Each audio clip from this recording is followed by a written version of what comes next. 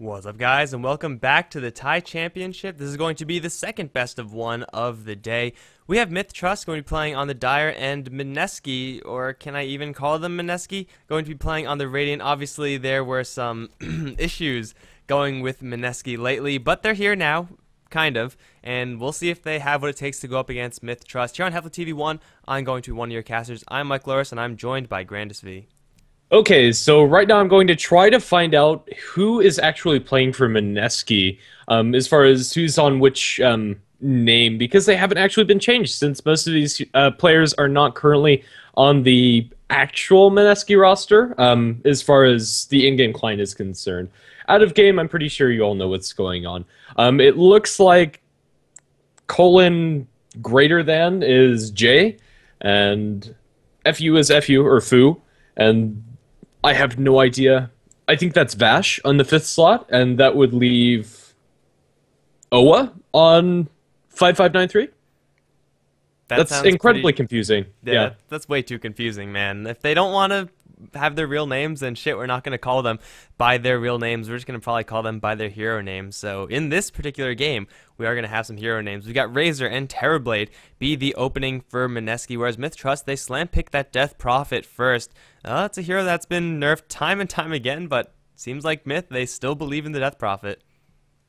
It's still a pretty solid hero. Is always going to offer you a very large amount of damage with Exorcism, and although the cooldown's been touched, the spell itself is still pretty much intact. Death Prophet also a pretty solid laner, and although the Death Ball isn't as strong, it's still there, and you're able to use that. Lion, the second pick, however, for MiTH, is very peculiar, and I quite like it. A decent jack-of-all-trades support. It's going to be picked up instead of the Skywrath Mage and Earthshaker, which we usually see as your early-stage support picks, but it's going to offer them a lot of nuking damage up against the Terrorblade, which is what I think they're picking it for. Yeah, you get a whole bunch of burst damage when you pick up a Lion. If you Finger of Death the Terrorblade, odds are he's not going to be able to sunder you straight after. Also, having both Hex and Mana Drain in order to insta-kill a couple of illusions is always going to be of great utility to the team. I think overall, I mean, it's definitely better to have magic damage when you're dealing with Terrorblade over physical, so Lion's a nice hero in that regard. I don't know if he's better than the Skywrath Mage, though. I feel like the silence is, and the damage that Skywrath Mage puts out, is a lot more secure, and, well, it's, I guess, debatable as to whether or not the Lion is going to fulfill that role or replace that role. But either way, it's lots of magic damage coming out from MiTH. That's the bottom line. Whereas Mineski, they have quite a bit of physical. Razor has a lot of physical, and Terrorblade is pretty much pure physical. So MiTH, they just got to armor up and hope for the best. Yeah, I think that's fair. As far as the second banning stage, we're going to see a lot of offlaner hate with Nature's Prophet, Batrider, as well as Tidehunter being banned out in the second stage. Centaur already taken out, as was the Faceless Void and Brewmaster, so the offlane heroes are fairly few and far between, and we might be seeing something a little bit unconventional. For now, it's going to be Lich for Mineski after banning out the Medusa. And we're once again going to be seeing an IO this game. Do you think we're going to be seeing another IOPA? I mean, no. It worked pretty well for First Departure. It did, but they had a large amount of support behind that PA. I don't think we're going to be seeing it, although they could. I'm not sure if it's my favorite partner. It's going to be the Tiny, and I think this is just all around a better hero to partner up with the IO, despite having a lot of damage potential with the PA. Tiny scales arguably better later and has a large amount of magical burst in the mid game, which is going to be very useful for them up against the aforementioned Terrorblade. Earthshaker, the pickup from Mineski, just going to be going for an all-around solid support. We are seeing Skywrath Mage just float right on through this ban pick phase, and with both teams currently already with their two supports, it seems like he's going to just be completely ignored. I like what you said about Tiny and having him like deal a lot of magical damage, something Phantom Assassin can't really do at all.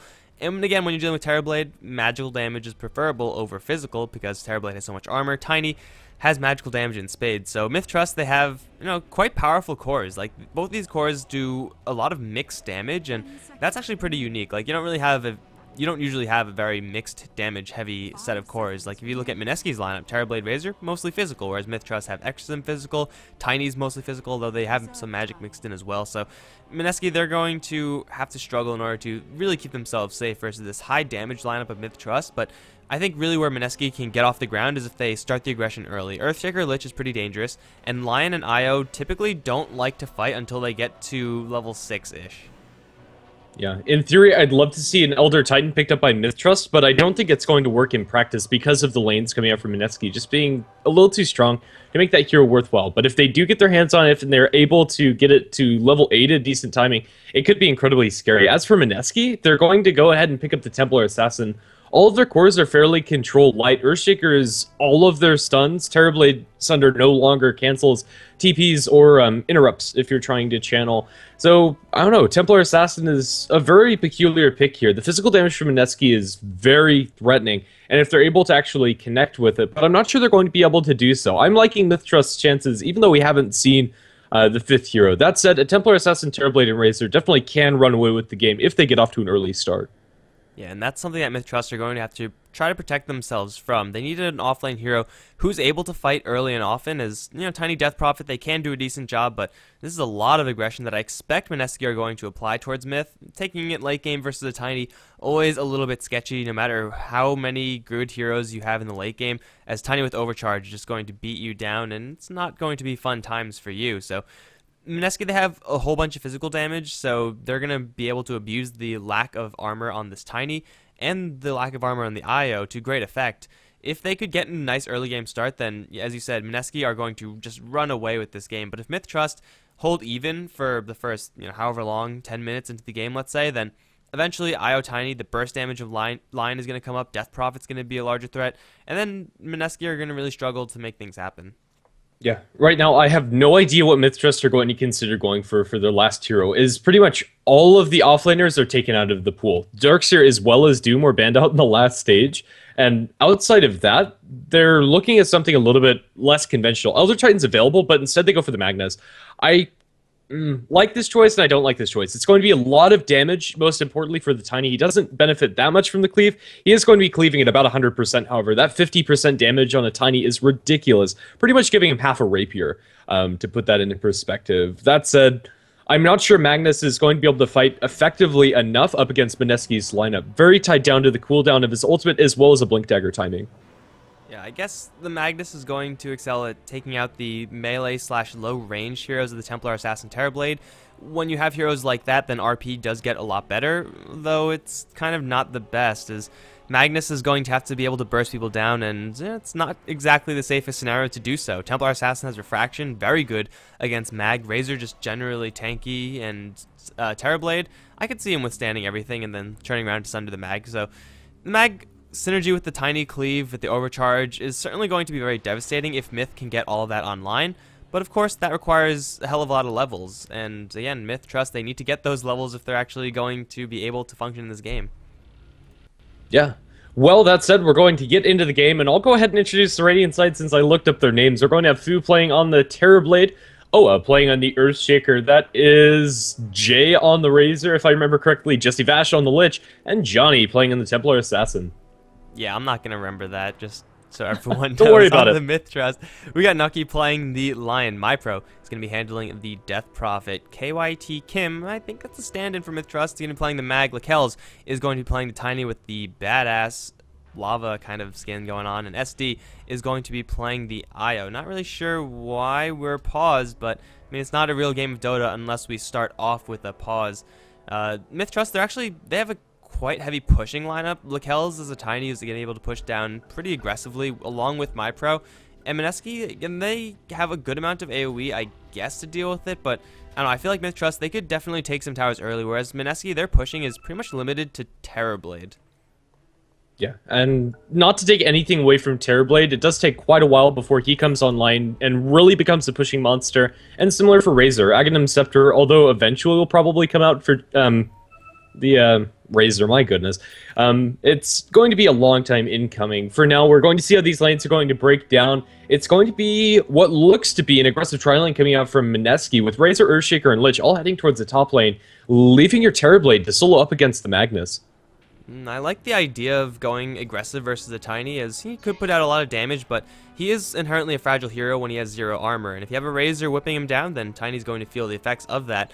But this is at the cost of a Terrorblade, and Terrorblade's an okay laner. It's more like okay/bad, closer to the bad, really. Versus Mag, the magic damage spam of Shockwave is going to be really hard for Terrorblade to withstand. He does have 8 tangos, so he will be able to sit in this lane for quite a long time, but I expect Mag. I think Mag expected a much harder lane, and 1v1 versus a Terrorblade is pretty damn easy for Magnus. Definitely, and that's going to give the levels, as well as presumably a Blink Dagger tier Magnus, a lot faster click than we would have thought previously, at least in theory, after just seeing the draft. They can switch this up potentially. If MiTH were expecting this, they'd probably have thrown the Tiny as well as the Wisp towards the mid lane, but they are going to go for that defensive tri-lane. Tiny can catch up if he gets enough levels by clearing some stacks, just by avalanching and tossing them down, although it's going to take some time before he's able to do so. And his farm's really not going to accelerate before he gets an Ags, and that's going to take a long time with the pressure that Mineski are going to be able to put out with this lane. Even if they don't get kills, just passively having the Razor in lane as well as the Lich is going to be enough to keep the Tiny from farming, and then just the threat of a long-range Fissure blocking him off is also going to be something that MiTH are going to have to play around, and will probably keep Tiny farming at a very slow rate. Yeah, I could very easily see this lane for Mineski getting kill upon kill upon kill. Io, we saw him being played in the, we saw it being played in the offensive lane last game. It worked out pretty well because it was a 3v2 lane, but in a 3v3 like this, Io really isn't what you want to have, and really Tiny, Lion, they're okay, but that's about all they are. Lion needs a couple levels. Even though level 1 Hex is in a fantastic skill, he needs a couple points in Earth Spike to really get going, and Tiny needs a couple levels in order to get the stats, in order to cast both Avalanche and Toss, then he becomes a threat, and obviously you need levels to get both Avalanche and Toss, so MiTH, they're going to be under a lot of pressure, and this is going to be an extremely difficult lane. If somehow they turn things around and get an early kill and somehow get an early advantage from this Razor, then it's going to be manageable, but even if that happens, it's still going to be very difficult for them. Yeah. I think their only hope for that to happen is if Mineski dive too deep into the Avalanche as well as the Earth Spike coming up from the Lion.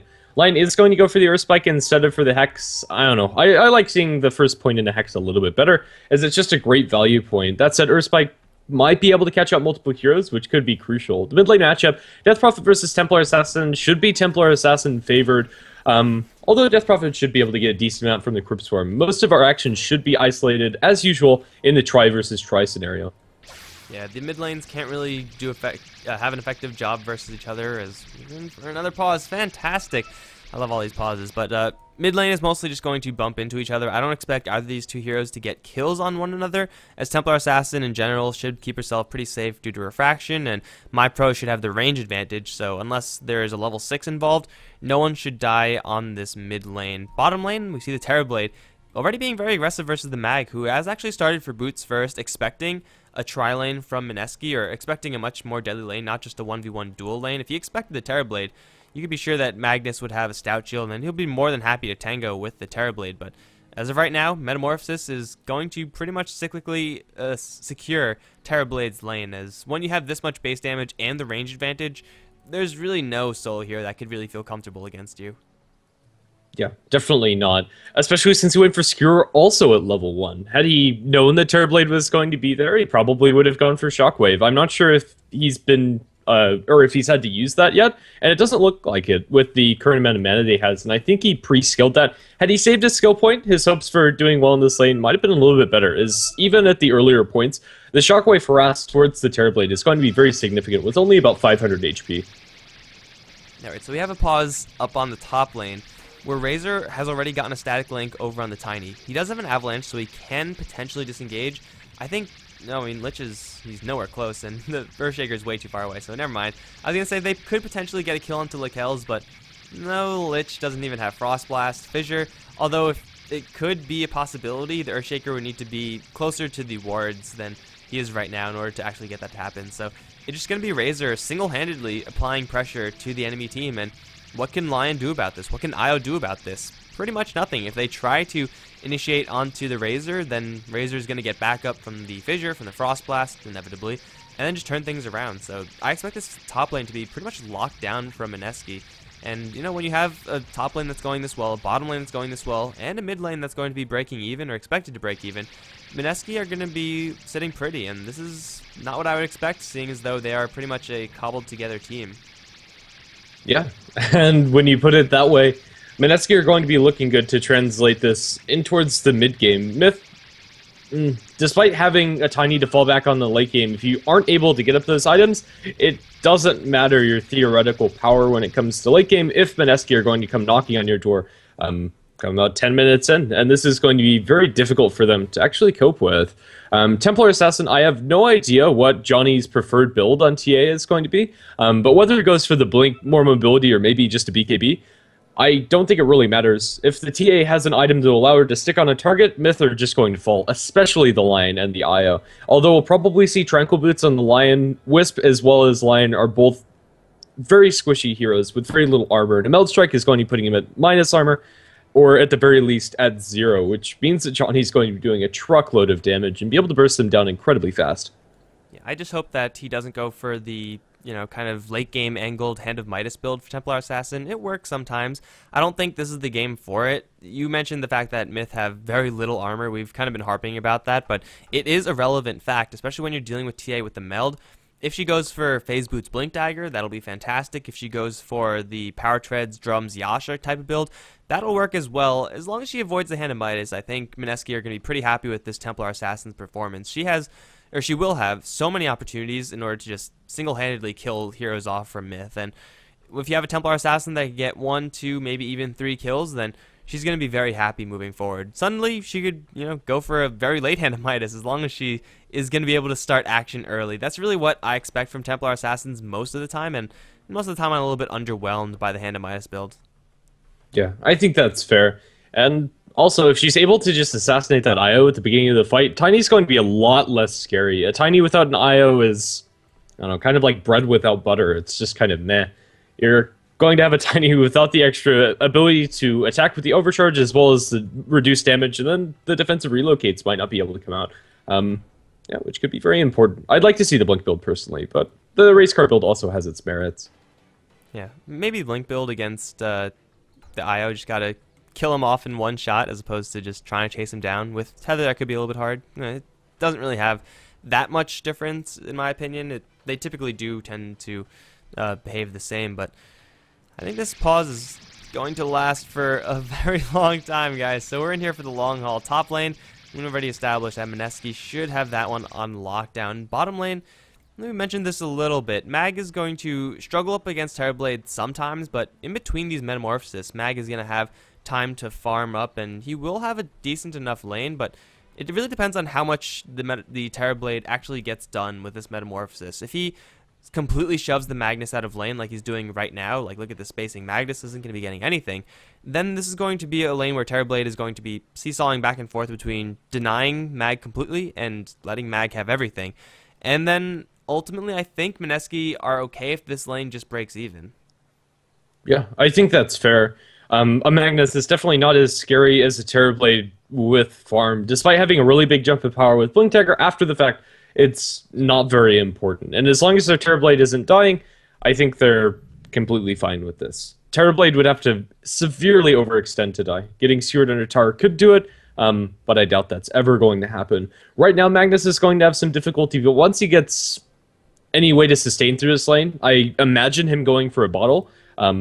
I think he'll be just fine. Yeah, I feel like that's probably going to be the case, but oh man, we are going to be sitting here for a very long time, I suppose. I mean, I thought that we would just have a nice, clean game, but no, that's not to be the case. This is, once again, guys, tie championship, second game of the day. It's going to be Mineski versus MiTH. This is best of 1, so everyone can now stop asking if this is best of 3 or best of 1.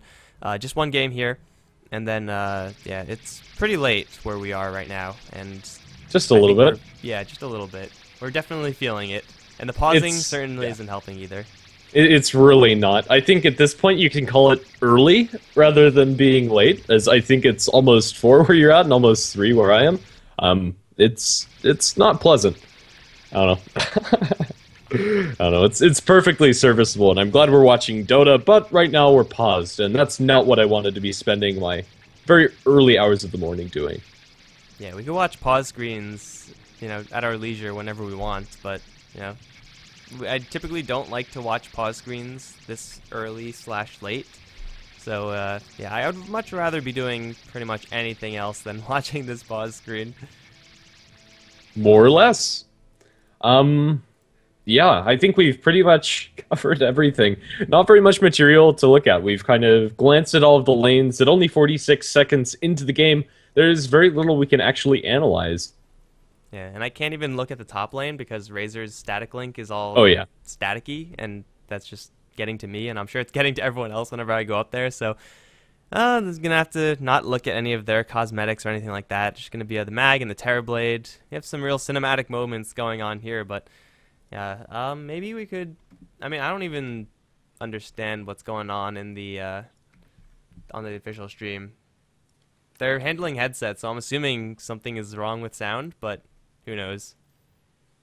Yeah, I don't know. It's something. LAN issues are very prevalent when you have to get all of the equipment switched between the games, especially when you're running on a fairly tight schedule for best of ones. Despite having an hour and a half set apart for each game, that's probably not enough, and I expect things to be running behind schedule. Although hopefully we won't have to go through any more pauses like this. This is pretty ridiculous. Hey, an hour and a half for every game means that you have an hour of delays and then a 30-minute game every single time. Easy. Yeah. Perfect scheduling. It is. Right now, everybody's just showing off their fancy emotes. Yeah. It's getting to that point, guys. It's just getting to that point where unfortunately, we don't know what's going on. There's obviously no communication right now, and well, can't really watch the official stream because I do not speak that language. I just know that they're playing commercials. And, well, that probably means that it's going to be a little while longer before we actually get anything done. Yeah, I wish we knew what was going on. I mean, if I knew something at all. Okay, there we go. Thank you, Senor PlayStomp TV. Maybe 5 minutes, which means that we'll be right back with this game in about 20 minutes, guys. Yeah, no problem. Easy 20-minute wait. So yeah. Wow. Maybe if this was not so late, I'd have some sort of joke or anything to talk about. I don't have anything. Me neither. I'm like completely out of this right now. Yeah. It's been a long day, guys, and then it's been even longer since we just have to sit here within the early/late hours of the day, and yeah, I mean, I don't know. I'm going to actually like give it to the chat. We have to come up with some sort of banter, and chat, we need some suggestions for banter because it's too late for us to come up with it on our own. Please give us a conversation starter. The best one, we're going to be talking about it on stream, so you could be the lucky winner of the pride of knowing that you started something on stream while you were one of the 10,000 viewers on the HeflaTV stream. So let's see. What are we going to get? Talk about Mineski throwing. Jeez. That's like the thing I don't want to talk about. Like, why? No. That's not fun. No, Razor's disconnecting. This is the wrong direction. Okay. It's the opposite of what we want. Yeah. Yeah, so, Mineski scandal. I actually haven't looked into it too much, but I mean, this has been a problem. Obviously, that's where 322 comes from. It's match fixing, and if you go all the way back to Brood Boar, that was huge. I remember reading about that and flipping shit. Yeah, I don't know. I think the amount this time around was 900, so potentially new spam, but I like 322. It's iconic at this point. It is. Like, you can't change 322. Mm-hmm. Maybe if you add them both, just sum up all of the throne money, and then you have to like add up all the Korean money with Brood War. That was a lot. I don't even remember how much that was, but like so many players had to retire off of that, and those are really good players as well. I think I was quite a large fan of many of them. Sad times. Sad times. Talk about the best sea casters, Cyclops. And y'all guys are no fun. Talk about Give Tire Tie. Talk about K-pop, please. I could do that, but I don't think Grandis is going to be. Able I know to keep nothing. up. Like, yeah. Sorry about that, guys. I don't listen to K-pop. Type 1 if you're really upset about Sika leaving Sonyashi Day. And type 2 if you have no idea what I just said. Easy. Crowdsourcing at its finest, guys. Oh dear. Talk about League of Legends. Have you ever played League of Legends, man? I actually did. Like, when I was first starting out, I actually haven't played Dota for that long. Like, it's only been like a year and a half, 2 years maybe. So when I was first starting out, I was looking through the different MOBAs, because like I had a lot of friends that played League, and then so I tried it out, right? But I didn't like it very much. I kind of liked the concept of the game, but it just kind of felt meh. I don't know. The economic model as well as kind of the heroes were all kind of... ew. It just didn't feel right. So I tried out Dota as well, and that's the one that I got sucked into. It just felt a lot better. And right about that time, TI3 was like starting up, like all the qualifiers and stuff. So I also got into like competitive Dota at the same time. So that was pretty cool. Yeah, League is just like, I think it's just more boring to watch. I know that's obviously I'm a little bit biased. Yeah. A little bit biased, just a tad, since I'm sitting here in a professional Dota 2 game. But also like the way they balance that game, it's just, I'm not a big fan. And oh, wait, what just happened? Templar Assassin pressed the wrong button. Okay, I was zoomed in on the ogres, so I don't get to see the unpause thing, but that's fine because we get to admire these ogres who, by the way, desperately need some sort of rework. Like, lots of these neutral creeps look like crap. They do. I'm not sure the ogres are the worst of all of them. I think my least favorite are the like dark troll, the smaller trolls with the dark troll summoner. I think they look so derpy, especially when you compare them to like the healing creeps in the small camp. Yeah, that just got reworked. Are there any right now? I don't think so. Okay. No, there's we some just hill have trolls in the easy camp and the radiant. They're I suppose pretty much the same thing, and they look like crap. Yeah, I don't know. It's reminiscent of the alpha days. A lot of like spell icons as well for the neutral creeps are just pretty awful. Hey, I don't know why, but I'm sure a cup signifies speed aura, which is also, by the way, like a terrible name for an aura. That's just so uninspired. I don't know, maybe this aura makes you move faster. What should we call it? Well, we have Blades of Alacrity. Maybe just Speed Aura. That sounds good. Speed Aura. Print it. Oh. Great job, Foreman's Fred. Whip? Let's see. I'm trying to think of names. My goodness, this is so terrible. I had testicular surgery, if you need a story. That's great. Unfortunately, we didn't have testicular surgery, so there's no story there for us to tell. There's really not. Unless you want to share with the chat, in which case, we're not going to stop you. Oh, I haven't had any surgery.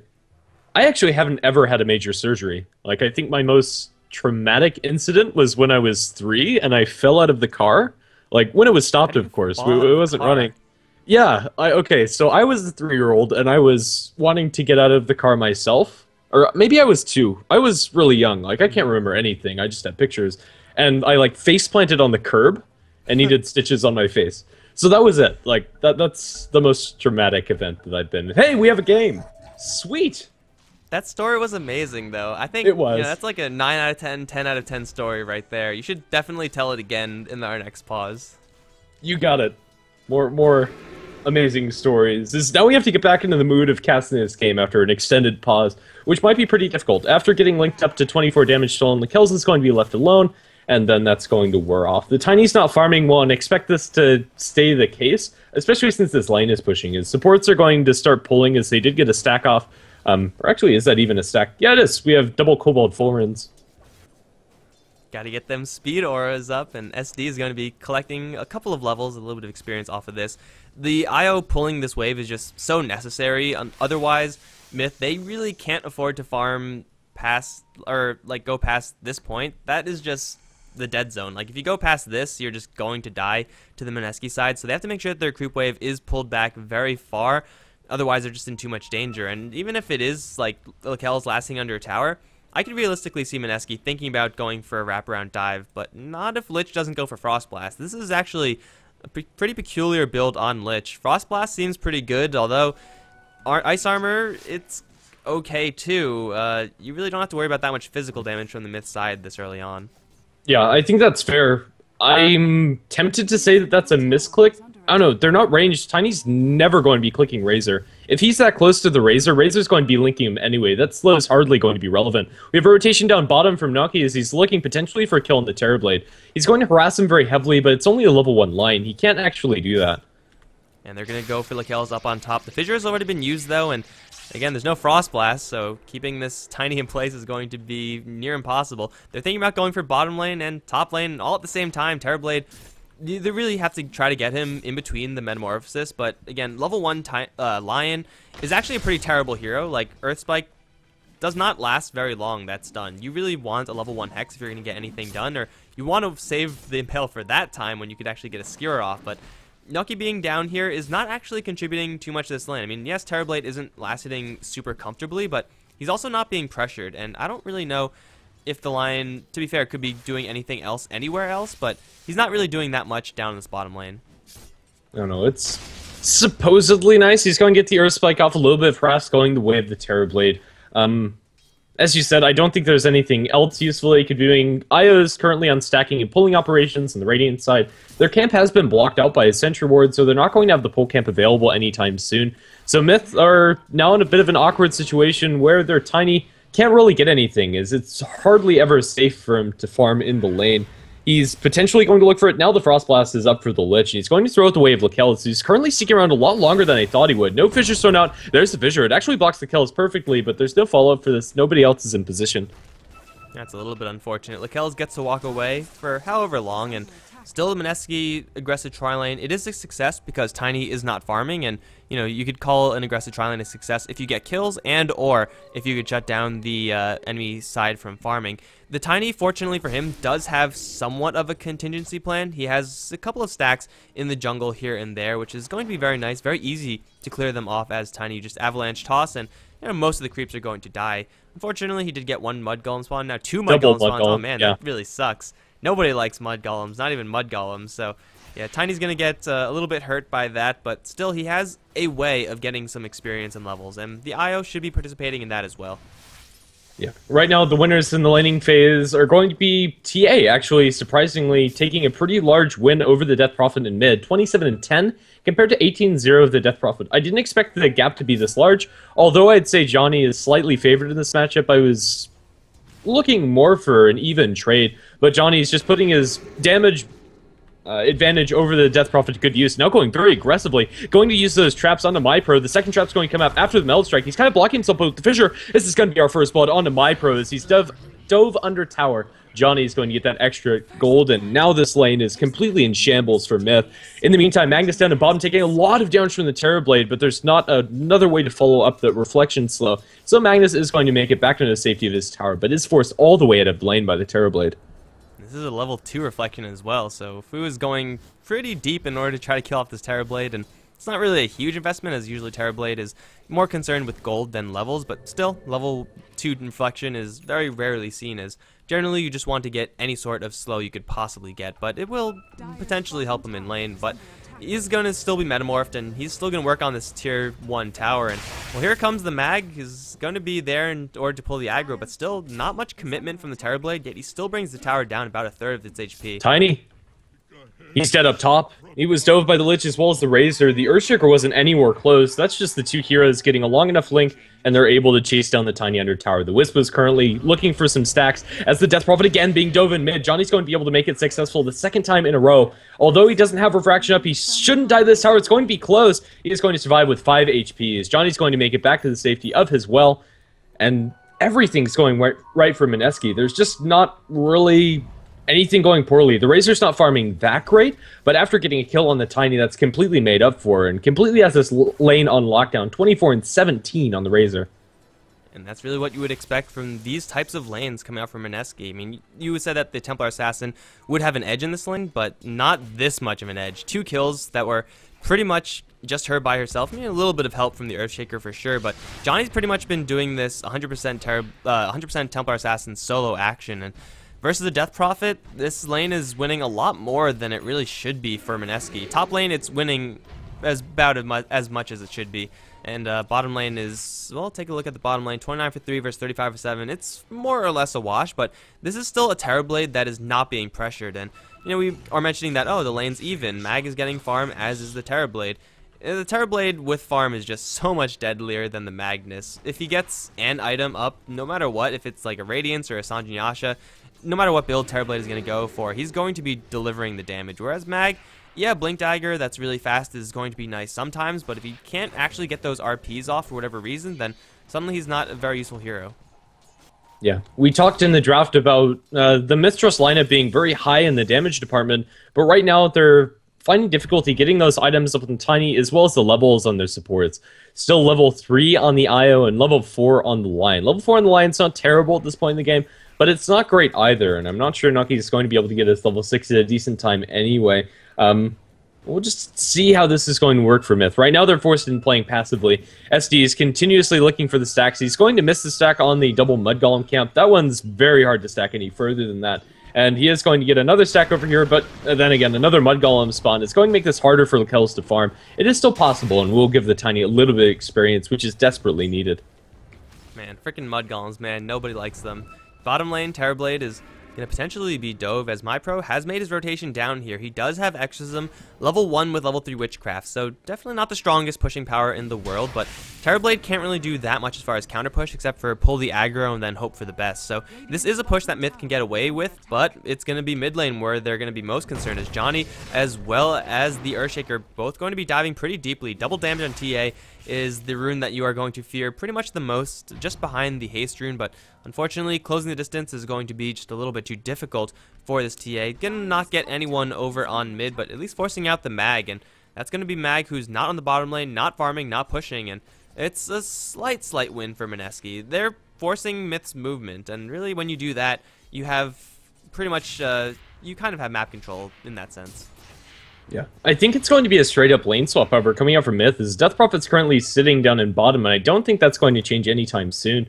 The Death Prophet up against the Terrorblade is not going to be able to put any pressure on this Terrorblade, or hardly any, but they are going to find the jump onto the Razor. Lich Chainfrost is coming out at a decent time, and it's going to bounce back and forth. The kills is going to hit it, and now it's going to be a double kill for Jesse Vash as they find all 3 of the heroes up in top dead. The Razor surviving within inches of his life. Johnny rotates up top, not even necessary. Man, when you have a Chain Frost that's that good, I don't really care who's on the other end. They're just going to get annihilated. That is such a rare sight as well. Like, Chain Frost normally has, like, 3 bounces at the absolute most, but that was just almost the Chain Frost running its course. That's just pretty much unheard of. Not only did it collect all those kills, but it also saved Razor just because of the sheer amount of damage that the Lich was putting out. A huge win for Mineski as they now take a 6-0 advantage, and they might be looking to make it 7-0 as SD in quite a bit of trouble. Does he have anyone to tether to? Yes, he does.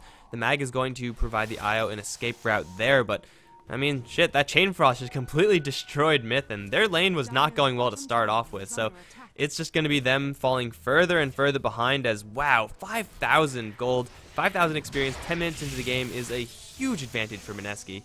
It is. Templar Assassin is going to be going for the MiTH. I still don't like it this game, but honestly, I think Johnny's going to be able to have a similar, or still a really huge impact. I think the Blink Dagger or the drums or anything of the sort would have been better for him, as he'd just be able to completely destroy MiTH. Fissure or not, he could blink and destroy the Lion or the IO. But this way, it's going to ensure that they have something to fall back on in the late game. And even though he goes to the MiTH, he's still going to be able to get a positioning tool, or maybe BKB, maybe damage, at a decent time anyway. So I think it's still fine. If you compare him to the highest farmer on the side of MiTH, which is the Magnus, it's 2,000 gold ahead for Johnny, which is all put into that MiTH.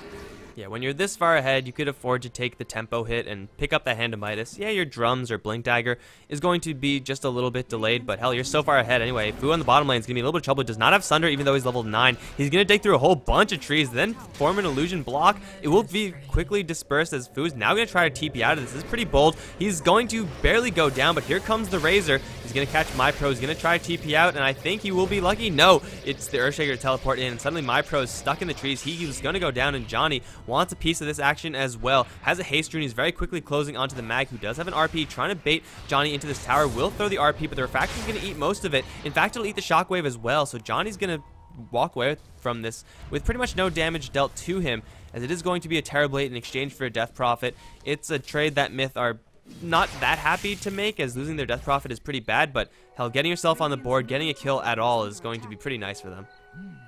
Yeah, they also, in the meantime, lose their IO to the Templar Assassin solo. So I think that's going to tip the scales back in favor of Mineski, but it's more or less a null trade if you factor in a little bit of extra gold going into the Templar Assassin's pockets. 1,700 gold now on the Templar Assassin. I think this is going to be a blink for Johnny, and it's going to be coming out at a good time, even if he didn't go for the Midas. And Johnny is going to be an absolute beast this game. I don't see anything that MiTH can do to actually stop this TA. The Tiny Avalanche is going to be nice as well. It's going to be put to good use as they toss into Jesse Bash and drop the ultimate. That Lich didn't stand a chance. He is just going to be a blood splatter on the ground. There's nothing you could actually do about that. Like, he was perfectly chain stunned. You can't really defend against flying lions. It's not something that you typically expect, and that is Lion's first usage of Finger of Death, and getting a kill off of that, that's pretty much the ideal situation, as it is a very, very long cooldown skill, so every single time you throw it, you want to get a kill, and if you get a surprise kill that's that glorious, oh man, it's totally going to be worth it. Flavor points for him, and Lich dying, not the worst case scenario by any stretch for Mineski, as all their cores sitting firmly on top of the net worth chart, so, you know, giving up the Earthshaker, giving up the Lich, although inconvenient for them, is not really going to bother them that much. Although, it is a level 8 hero that they just killed off, which is going to boost your Lion up to level 7 now, and give a lot of experience to the Tiny, now sitting at level 8. So I think, even though it's not the most important hero to kill, it's still a lot more important than usually a Lich pickup is going to be. In mid, Johnny as well, as the Razor, are going to be able to take this hero on tower without creeps, as they have a double damage on Johnny, or they did have a double damage on Johnny, as well as Refraction to tank that tower. It's more gold going into Mineski, and it's just so scary. Blink Dagger now on MiTH's side, as it's going to be picked up by the Magnus. At a decent timing for him, but do they have enough follow-up for the RP? I'm not so sure. At this point, the Tiny Avalanche over the top of it will be nice if they're able to catch enough heroes into it. We'll see if it's actually going to pan out. I think that Mineski are just going to try to avoid or bait out this RP as much as possible. And if they're able to do that, they'll be able to fight. No, the RP on the illusion! Bottom! Oh, what a huge whiff. And they also relocate here. Terrorblade. Oh my goodness. That's a disaster for MiTH. First usage of RP aggressively is going to blow up in their face. And that was also the first relocate, and now they're going to, well, teleport out with the Terrorblade, but in with the Lich. The Lich has got to leave right now. He's going to throw the Chain Frost down on bottom. The bounces, how good are they? They're pretty good, actually. Mag's going to hit with 2, but he will survive due to SD's healing. Meanwhile, over on top lane, the rest of the Mineski heroes are going to be very safely pushing out a tier 1 tower. This is not going to be any sort of trade, it looks like. MyPro tried to make it happen, but Johnny's now here with the drums and phase boots. He's going to be more than happy to duel up against MyPro. The damage from Johnny is very high. Has to respect this exorcism, though, so he's not going to fully commit, but really he doesn't have to. MiTH Trust, they bait out a whole bunch of skills from MiTH. RP being used as was the first relocate of the game. They get nothing, but here comes the Lion Bomb instantly into the Hex, and Johnny's going to get spiked up, and that's going to be the death of the Templar Assassin. Now that's a kill that MiTH are desperately going to enjoy, as it's going to be a whole bunch of experience and gold for them. Look at that experience swing just from one kill. That's insane. Yeah. 1,500 swing in both gold and experience. A little bit less than the gold, a little bit more in the experience, but still, that's the pickoff that they've wanted for a long time. It's not going to put this back in their favor or get even close to doing so, but it's a step in the right direction for MiTH. If they're able to consecutively get those toss into finger kills on important targets, MiTH do have a little bit of an opening back into this game. They're definitely on the back foot. But there's still hope, for sure. Tiny's going to be going straight for the Aghanim Scepter. He does have Empower online for the Magnus. Only level 1, however, it's still going to accelerate Tiny's farm a little bit and give him a decent chunk of damage to boot. Yeah, and it's definitely going to be up to MiTH to not waste your RPs on anyone, really. This Blink Mag so far has done nothing, and usually once your Mag picks up an item that's as influential as Blink, you expect some Blink skewers, a Blink RP onto 2 heroes, and then you expect those initiations to be followed up with actual kills, not getting kills on illusions. As nice as it is to clear off Terrorblade illusions, it shouldn't be the priority of an RP. So it's going to be a little bit more space for the Terrorblade, and he's actually going to go for a straight up Relic build. What do you think about this build for Terrorblade?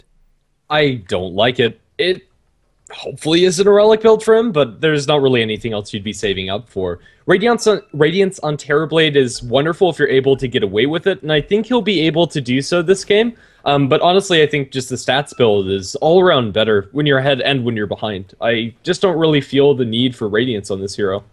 Yeah, I think in this game, there's really nothing that's pulling him, in my opinion, towards a Relic or towards a Radiance. It's certainly a nice item to have, but would you rather have it over Sanjin Yash in this case? I don't really know. They're going to relocate down bot. What is SD doing all alone? They're going to try to go for the Lich. Finger of Death is there. The Screwback is almost assured going to kill off this Lich, but that's a relocate. Now here comes Johnny. He's not going to get anyone because of the relocate, which was, I guess, timed well. Was that intentional? Because if that was intentional, that's pretty baller. I don't think it was. They relocated down towards bottom. It might have been, to be honest. Like, it was a great time to relocate, but they're going to lose a 2-2 tower for it, as they don't have anybody here to defend. Or, well, scratch that. They have plenty of people to defend. They're going to destroy the creep wave. They're still going to put a lot of damage into it, but they won't be able to take it. My goodness. It really is late.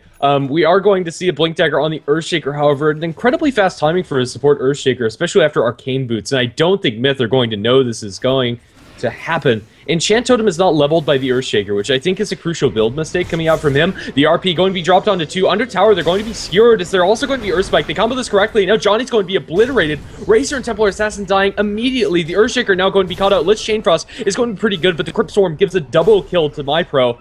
And it's just a disaster for Mineski. Is now the Terrorblade. He is able to get the Sunder off, but I think that's all he's going to find, is now he's spiked up. What is the Magnus doing? He's just turning around and not looking for the Shockwave at all. Man fighting up against the Lion. He can't actually take that fight, but the Terrorblade is going to fall. After all is said and done, it's a 2 for 4. Still favoring MiTH, although the cleanup was a little bit sloppy. It's a huge swing in their favor. Terrorblade gets 2,000 experience after killing off the Lion, which is kind of ridiculous to think about. But if you look at the other swings, it's vastly in the favor of MiTH. So this just in, it turns out that RP is actually really good when you don't use it on illusions. Like, I mean, he just lined up a perfect Crypt Storm as well as a perfect Earth Spike, and then at that point, if those two heroes that got caught, they were pretty much already dead. There's nothing you could do about that. So MiTH, they mounted good defense. There wasn't an Echo Slam in the middle of that one, but Earthshaker, I believe, only landed it on one guy. So, I mean, an Echo Slam on one person isn't exactly something you're going to be celebrating. So overall, MiTH, they take a fantastic fight. They actually use the Blink Dagger on the Mag, and hell, if they could take 2 or 3 more of those, then suddenly this game is going to be right back in their favor.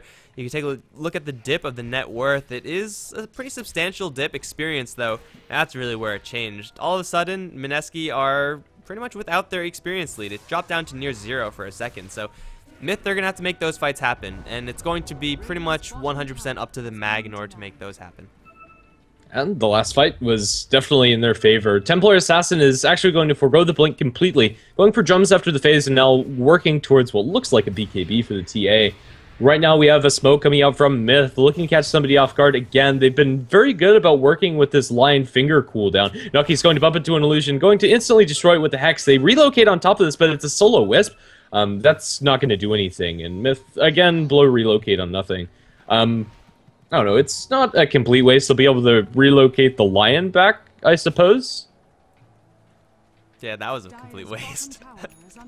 Yeah, I mean, it's, I guess, nice to apply that pressure, but IO coming in just by himself, as nice as Spirits are, they don't actually do that much, and I guess Tiny wouldn't want to be there anyway. He's been farming up in the meantime. Lakel's has actually been getting quite a bit of free time and space. He has his 20-minute Ags, definitely not the fastest Ags I've ever seen, but considering his early game start, he should be very happy about this item. He's getting quite a bit, and Mineski, well, just after that bottom fight, they just lost so much momentum, and this is where you're kind of gonna question the Terrorblade build. He has gone for a Sacred Relic after all. Would this game be any different if he actually had a useful item? We'll have to see very shortly. I don't think it would have changed that fight at all. After the 2 people getting RP'd, he'd probably still fall. Although, yeah, he'd probably get the same amount of kills regardless. But the next couple of fights, however, where it's really going to show its true colors, when he's not on Strength Threads, he's currently at 777 HP, and it's still below 1,000 when he's on the Strength Threads even. So it's going to be a Terrorblade that's incredibly easy to burst down. A Lion tossing a finger is going to kill him before he's able to get off the Sunder, and even if he does, bursting him down after the Sunder is going to be incredibly easy. 2-2 tower down in bottom is probably going to fall to Mineski, although there is an RP. I don't think we're going to see a repeat of this fight. There's probably going to be denied from the Magnus, and it is going to come out. The tower is going to be taken out of the hands of Mineski, and that's a pretty significant win for MiTH. The tower is pretty much already gone, and that's gold that Mineski aren't getting. And after cleaning up these stacks, Lakel's is actually looking pretty good in the net worth chart. 1,000 gold behind the TA at this point in the game is remarkable for Lakel's.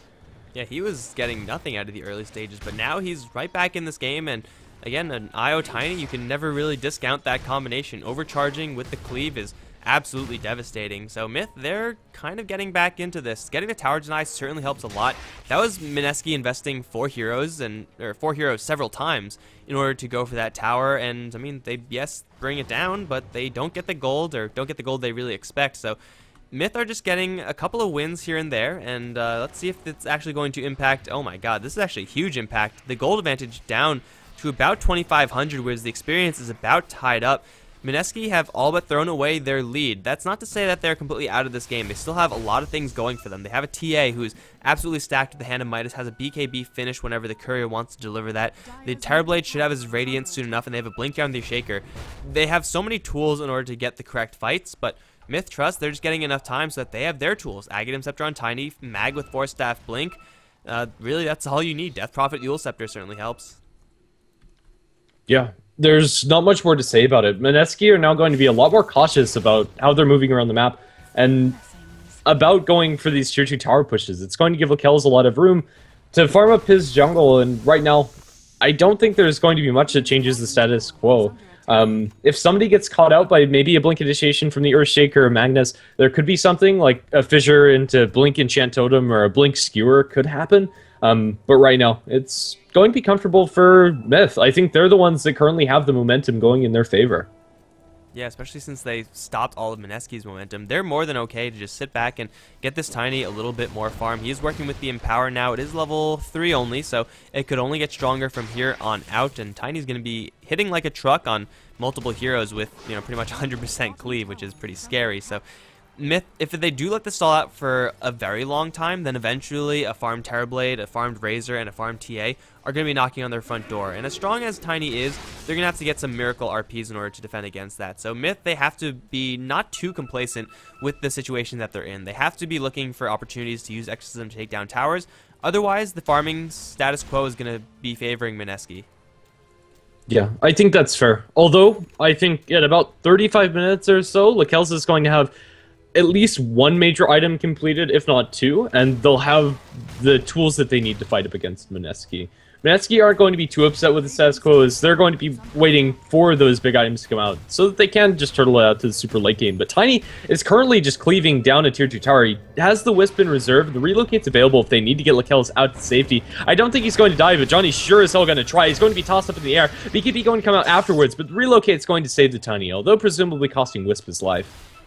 Yeah, they do pull out a BKB charge of the Templar Assassin. That was the 10-second one, so, you know, trading the IO for that may or may not be worth it. He has no chance of survival, as SD is going to try to run away, but it's all going to be futile. In the meantime, though, the rest of MiTH, you know, everyone else besides the IO Tiny, have been going for Roshan, and they're just pulling Mineski's forces back and forth, and all of a sudden they have a numbers advantage in the Roshan pit. It's an Aegis for the Tiny, who is just getting done escaping from the top lane. So MiTH, they outmaneuver Mineski, and at the trade of their IO, they pick up a Roshan. I think that's very much so worth it for them. Yeah, it definitely is. Especially when you just look at the BKB charge from the TA. Like, even that in a vacuum is probably worth it for the IO's life, as long as the Tiny survives. The IO is probably going to fall anyway. There's just too much damage going his way. 0, 3, and 3 on the IO. Although it looks pretty bad on paper, it's perfectly acceptable. The IO play has been pretty good from SD. Right now, it's MiTH with an Aegis, but then again, I don't think they're going to do anything significant with it. It'll be Tiny that's able to push more aggressively into the tier 2 towers, but they're probably not going to group up as a 5-man unit unless they can find a pickoff. That's when things get a little bit more interesting, but this is just going to secure Tiny a safe time on the map before he gets his next big item. Yeah, it's going to be safer, as we do see a smoke up from Mineski. They have 4 heroes, everyone minus Terrorblade are going to be roaming around, going down the bottom lane, it seems, and, well, there's no one actually there. They should see Lakelz, so maybe they're going to make a 180 and turn around, but no, they're just going to fully commit to this smoke, and, well, everyone from MiTH, they seem to have a read on this one. They have 3 heroes up on top, 2 in mid. This is like pretty standard stuff, as Wisp and Tiny are usually going to be playing separately from the rest of the team, but this is going to be, well, for one way or another, a smoke that's going to be wasted from Mineski, as Lakelz is going to secure this tier 1 tower over in mid. SD is going to be hiding in the wings. He will be able to bail Lakelz out, and I think he's going to have to. this Tiny is in for a world of hurt. He's going to turn around for an avalanche toss. There's a relocate out. Tiny suddenly back home safe and sound, and this time the IO actually does have potentially an angle to escape. He actually does have a mag as well, so mag trying to bait them into clumping, but they're not falling for it. SD, he's going to try to buy some distance, then he's tethering to the south, over to a random creep, but Terrorblade Illusions with the Manta Style is going to get that kill. So, I mean, it was, I guess, a little bit more hopeful than last time, but trading the IO for a tower, is that still worth it? I would say it still probably is. Yeah, probably. I think this is Io's lot in life. He's there to bail out the Tiny when things get rough, and now they find a Johnny, toss up in the air after the refraction. Now they're going to skewer them back in. They don't even need an RP. They're going to cleave everybody down, although Lakel's is getting damage, so he just doesn't care. He's going to get pretty much all of his damage taken out of him, and he's still hitting for 150 swing, and they're going to toss in the mag. They are going to lose a lot of damage on the Magnus. The Magnus might fall, but Tiny's still cleaving like a champ, and is going to be a neutral deny. Coming up for the Razor as he's taken out by the Ancients. Tiny, potentially a little bit too aggressive, costing a mag his life. Still a great trade for MiTH as they take down the TA, the Razor, and the Lich. Yeah, that's a 2-for-1, and Tiny managing to live throughout all of that. Once again, the RP on point for the mag as he was able to catch 2 and then bring them straight into the clutches of Tiny. Even though Tiny already used his Avalanche Toss combination, doesn't really matter at this point. He has a freaking Hyperstone and Aghanim Scepter, so as long as you clump them up, he's going to be bowling them down. That's exactly what Tiny did, so he's going to be a terrifying force moving forward, and Mineski kind of getting caught with their pants down. I mean, they caught off the Wisp, and normally it's like, all right, we did it, guys. Now we could take an objective, but I don't know. Tiny is just getting to that stage. He's very close to his Assault Cuirass, I think, unless he just has it straight up. No, he actually is pretty far away from it. I think he had 2,800 gold. Oh, he bought the BKB. Yeah, that certainly helped him in that last fight, so that's where most of his gold went. So Tiny with Magic Immunity is going to be relevant for sure. He's going to need an armor item to defend it up against the rest of Mineski, but hell, this Tiny is hitting like a truck, and he's getting pretty scary. Yeah, and the Assault Cuirass isn't actually that far away. He's just a recipe there, and after going for the BKB, this is great farm for a Tiny. Currently at the top of net worth. It's also on top of the Templar Assassin. Despite her net worth looking pretty close to Tiny, it's a little bit deceiving, as the Hand of MiTH is 2,000 gold. That's not really helping the Templar Assassin do damage or survive in the fights. Also backing off of the Magic Wand as well as the drums. Her only true 6-slotted item is the Black King Bar, and Templar Assassin, despite dishing onto the smaller targets, can't really do that much to the Tiny. Or at this point in the game, he's the one that is calling the shots, and this is a very scary game for Mineski now. After a very good early start, they've kind of let things slip out of their hands. Terrorblade, now farming up with the Radiance, is going to be getting quite a lot out of this map, but is it going to be enough? Now looking towards Manta Style. Oh man, I hope this doesn't last for much longer, but yeah, BKB for the Templar Assassin was actually not even relevant in that last fight. I'm pretty sure she got killed off like halfway through her BKB charge just because she got hit with an RP, and that obviously goes through, and you know what else goes through? Tiny right clicks. That certainly goes through BKB. Templar Assassin without refraction is not going to be able to survive that. Kind of the same situation for the Razor. He's a little bit tankier, seeing as though he does have the mech armor as well as, you know, the Ring of Aquila, so he's going to be pretty tanky as far as physical is concerned, but you know, BKB is certainly not the end-all for this game. It's going to protect you against the Avalanche Toss, but that's about it. Really, Mineski, they're putting more and more of their hopes into this Terrorblade, as he's been mostly avoiding the fights, and he's been, for the most part, surviving and just getting farm, but this is costing them quite a bit. And if Terrorblade fails to deliver, if he gets hit with an RP or if he gets hit with their random Hex, then he's just going to go down, and that's a whole lot of farming time down the tubes. It definitely is. Right now, just to check on Tiny's damage, currently with 289 base damage, the cleave, or the empower rather, from the Magnus is going to be giving him upwards of 120, which is ridiculous. If we see Vladimir's offering, which I'd love to see is the next item for the IO, if he's ever able to get that farm, would be amazing. That's an extra 15% bonus damage, which is effectively a free Demon Edge for your Tiny. Once he gets a couple more levels up, a little bit less than that, as well as the lifesteal. It's very strong. And I think the extra armor wouldn't go amiss on the IO as well, making sure that he doesn't get absolutely destroyed by the Templar Assassin, maybe only taking 2 shots. 2 shots instead of just 1. I mean, he does have a mech, so maybe if he's lucky, he'll be fast with his fingers and be like, oh shit, mech, mech, mech, and then he'll survive for 3 shots. So tanky, this IO. Absolutely. Man, it's not a happy game to be the Wisp. Maybe they'll look for it on another one of their heroes. Magnus at this point could probably go for it as well, as his item effectiveness really isn't going to get much better. A refresher would be nice for Mag. but I'm not sure the deviation towards the Vladimirs would really harm his effectiveness. In fact, I think it would help a lot more. It depends on what timing MiTH are looking to end this game at. If they want to end it within the next 10 minutes, I think Mag goes for the Vlads. Yeah, getting Vlad's, getting Refresher, it's all going to be kind of on the laundry list of items for Mag. Going for a Ghost Scepter, Force Staff, Blink, these are all the basic utility items for a hero that's going to be played pretty much purely as a utility hero. He's there for the Empower, he's there for the RP and Skewer. He's not actually there to do damage himself. And, well, I think it's probably going to be a Refresher build for the Mag. Of course, it's going to take a hell of a long time, seeing as though he is nowhere close to any parts of the Refresh Orb at all. So he's going to be working with what he's got for quite a long time, but what he has is pretty substantial. Like, Ghost Scepter versus the Mineski side is pretty damn good when you're talking about TA and Terrorblade on the other end. So Mag is going to be most likely heading towards that, and I think at that point it's going to be Wisp to pick up the Vlads, if anyone, but he's still working on his mech. It's 30 minutes in. The Wisp life is definitely a tough one, and, well, he'll have that one soon, assuming he doesn't randomly die, and that is kind of contingent on Lakelz not getting himself into a sticky situation, because whenever Lakelz gets into danger, it's the Wisp that gets punished. It is. This relocate isn't an aggressive tool at all. It's there to save the Tiny, and yeah, it's a sad life for SD. Out of his 4 deaths, I think 2 of them were just odd deaths to the Templar Assassin melding him down, and 2 of them were him bailing out the Tiny. I expect that to stay the case. Inside the team fights, Wisp is pretty much just a walking bounty for the likes of the Templar Assassin.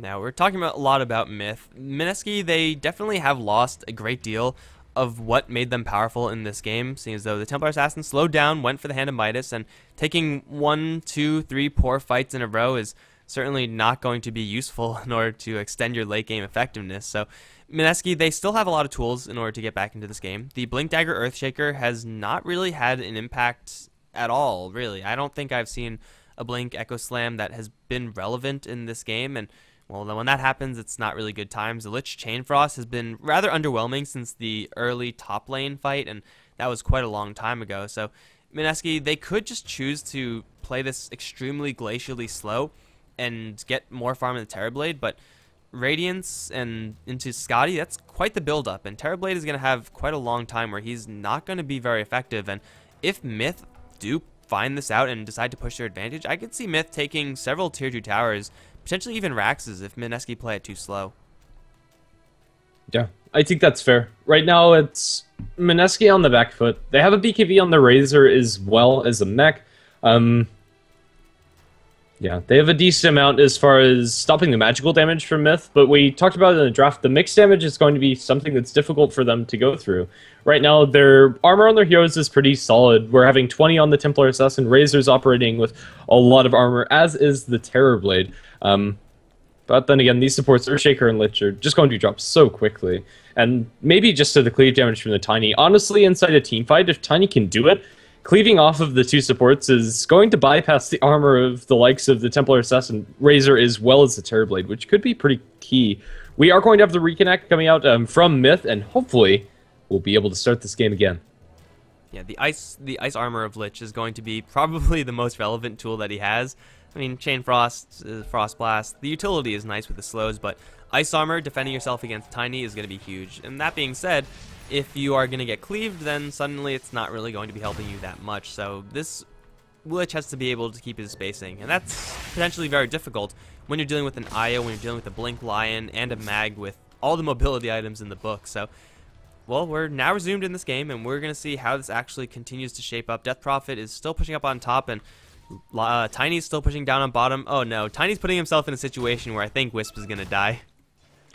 Well, let's see. SD is there to bail out the Tiny, and maybe Mineski don't go for it as they think they just can't kill the Tiny, and even if they do, they're dealing with an Aegis. They need to pick off this Wisp beforehand. If they kill off the Wisp, Lakelz is a lot easier to kill, but the fight is actually going to break out onto the poor Terrorblade who gets RP'd after the Blink initiation. Now the Echo Slam going to catch out 4. It's a pretty good one as the Sunder comes through, but now the Tiny's cleaning house. The Earthshaker's the first to die, as is the Wisp. BKB comes out from the Tiny's, negating a decent amount of this damage. Now he's man fighting up against the Razor, but he's getting his damage drained. It is going to be Johnny getting a double kill, cleaning up the Aegis. The Razor's going to be able to get that, still having 112 damage stolen. The Magnus is the only survivor for now as the Kells looks to be cleaned up. The Metal Strike going to land. He's going to last for a decent amount of time as the Ava tosses onto the Razor, but it's not going to be enough to get that kill after after the slow of the attack speed. And just like that, MiTH throw themselves back into Mineski. The counter throws are real. It's going to be a 2-for-4 trade, this time going the way of Mineski. That was just such a messed up fight on so many levels. Like, they hexed him and then impaled him, but as soon as that happened, the mag launched his RP, and he missed his shockwave after using RP. I don't know how you do that, but mag found a way. And then just like the Wisp and Tiny were kind of awkwardly stuck in the middle of that fight, whereas the Death Prophet was kind of on the outer ends, and she got her exorcism off, not for very long, however, and Mineski, we're just in the right place at the right time. The Earthshaker finally got an Echo Slam off. It hit a couple heroes, and really what more could you ask from that? So MiTH, they took an extremely messy fight, an extremely chaotic fight. I think the Lion could have just pretty much done the job by himself, but the mag got over aggressive. Nucky didn't even unleash the Finger of Death, even though he had the enemy Terrorblade stunned for however long with an RP. Yeah, and honestly, I'm not sure why. Maybe it wouldn't have been enough to kill off the Terrorblade outright, and then maybe they're working up against the Sunder, but I think anything would have been better than what actually happened in that fight. He's going to go ahead and hex up one of the Terrorblade Illusions Manager and the other one, which is a nice use of Nucky's spells. He's going to be able to consistently take out both of Terrorblade's Illusions, which is going to hurt him until he gets Mantis Style, and even then, it's going to slow down his farming speed. And is he going to go for Mantis Style? He's wielding another Ultimate Orb, so it looks like Mantis Style is a distant dream. It's going to be Scotty for the Terrorblade. Lots of stats, lots of much-needed survivability for him. It's a pretty standard follow-up item after the Radiance. I think I like the Mantis Style a little bit better just because you're able to farm a lot more with the Illusions, and your split push becomes devastating. But, hell, getting Scotty at any point in time as Terrorblade is going to be very much so worth it. And he will have that one very shortly, just in 600 gold. Yeah. There's merits to both items. Eventually, Terrorblade will want to have both of them. The order is up for debate. After that, there's still plenty of other items that the Terrorblade could go for, but those are generally your most common ones. Assault Cuirass now completed by the Tiny. Didn't have it for that last fight. Still a very interesting game we have on our hands. 17-13. The kill score, despite favoring Mineski, the gold graph is also in their favor, although only slightly. 5,000 gold lead at this point in the game is more or less negligible, and the experience also at about a similar position in this game, 2,000 in favor of Mineski. And MiTH, once again, Slakel's putting himself in a situation where the Wisps can go down. He has the mech completed, though, and the build-up for Vlad's is pretty friendly, so even if Tiny is going to sacrifice the IO, it's not going to be the biggest loss in the world. It looks like we're going to be stalling out once again, as both sides are just more than happy to just last hit a couple of creep waves and get a little bit of farm going. The Razor's getting really tanky, actually. He's wielding the mech and the BKB, and now a Reaver on him. The Heart is going to be a little bit delayed, as he doesn't have any additional parts for that, but we do have the Scotty for Terrorblade, and that's a pretty terrifying item, since he's going to have a whole bunch of slowing and a whole bunch of survivability stats as well, and well, I guess it's just going to help him clear the jungle a little bit faster, because really both sides are scared about initiating. It makes sense. I mean, MiTH, you have to worry about the enemy just having a whole bunch more physical damage, and for Mineski, they have to worry about an RP and an avalanche toss, so I think caution is warranted, but still, I mean, nothing's actually happening. They're going to smoke up and look for Roshan, but it's not up yet. They're going to jump forward and annihilate Naki. Actually, one hits Naki, we have to kill him off the plasma field wheel. He throws out an Impale, which is going to land on 2, but he's dead, and now Roshan, it's very soon to spawn, and that's a pretty bad time for Lion to die. It really is. It's also a bad timer for MiTH as far as the Roshan is concerned, just after the actual theoretical minimum respawn timer, I think just 3 seconds after the fact, and there's going to be a Roshan available, although neither side, or rather, I believe both sides know about this, the TA trap as well as the Crypt Storm from the Death Prophet. Tiny's going to take a lot of damage. I think that was just a meld strike from the TA, and they're going to continue chasing this as the BKBs pop, although with the Wisp here, I don't think they can kill off Tiny. Yeah, the toss back on the TA got Tiny out of there so easily. He just saw the BKB target, decided to pick it up and chuck it a mile away, so getting a nice clean escape is going to buy Wisp his life, I suppose. The Roshan should be the next point of contention. Mineski, fortunately for them, do know completely about this. They had Terrorblade Illusions spotting it out, as well as Psionic Traps, which are always going to be in the area. MiTH Trust, they do have a pretty good Roshan clearing team. I don't believe they have a Medallion, and you gotta be kidding me, please stop pausing. I don't think they have a Medallion, but they do have the Assault Cuirass minus armor, and they do have Exorcism, and that's just a ton of physical damage. And Mineski, they are currently lacking their Templar Assassin. She does not have a TP either, so if MiTH Trust go in literally right now, they might be able to snag this before Mineski can make a response. But they're going to be without their Tiny, unless they decide to relocate in. Yeah. And that is always an option. It is going to be Roshan scouted out by Nucky. Is also going to deward the Psionic Trap. So a little bit of vision denied by denied from Mineski, and that might be enough time for MiTH to take it. Although it's still incredibly risky fighting the Roshan pit up against an Earthshaker. With 4-staff Blink, getting in the position for that Echo Slam could be very easy for them. Kind of similar to RP, although not as directly menacing. There's still plenty of damage to follow up after the fact. Tiny's pushing out top is potentially thinking about his next item, although I'm not sure what it is. Lewis' positioning here is pretty solid, as SD's just sitting on the back lines, waiting for a potential tether to bail out Lakel's. Razor, he's going to get hexed upon, and suddenly IO Tiny out of nowhere. Exism already up because MyPro's trying to go for Roshan. The Razor, though, is hella tanky, and he's going to make a break for it. He's not going to survive a skewer forward. One more right click's all he needed, but he survives at 9 HP. It's actually going to be the Lich to fall, as now it's going to be the Mag. Couldn't secure the kill on the Razor, just barely limped out of there alive, and now they're going to force to fall back because here comes the big bad Terrorblade. RP onto one. Can they burst him down? There's the Avalanche and the Hex. They're going to cleave him down. It looks like, yes, he's down. And now Lakel's is going to think about fighting against Johnny, but he's going to think better of it. Johnny's going to want to chase this one forward, but I don't know if he has any backup. He has the Earthshaker potentially support, but here comes the IO once again. Has the overcharge on the Tiny. He's going to be bottling him up as well. Where's the Avalanche? Not cooled down just yet. There's one. Toss is available as well. He's going to throw him up to the air. The dust is there as well, so he doesn't have a great way of escaping this, but an Echo Slam onto 4 is going to stun them all up, and now Johnny's going to turn around along with the Razor's help. He's returned back to the fight, and now the Tiny going to drop so very low. The toss back on the Templar Assassin. Going to buy him a little bit of space, but it's definitely not going to be enough, as it's going to be the Mag who's going to barely escape, although Earthshaker going to give chase, punching him down. That's going to be Mineski actually winning that fight. And I think it's pretty much all because the Razor survived at single digits of HP from the Mag. That was just so narrow. Now they're going to find a very easy Roshan after that. MiTH Trust, they take a disastrous fight. Yeah. I think crucially for that Razor's survival was the Lich armor. The slow on the Magnus made sure that he was able to escape. Buybacks galore. Tiny as well as Mag want to get in this pit and stop the Roshan from going down. Will they be able to do it? MyPro is going to poke his head inside the phase, or inside the pit. My goodness.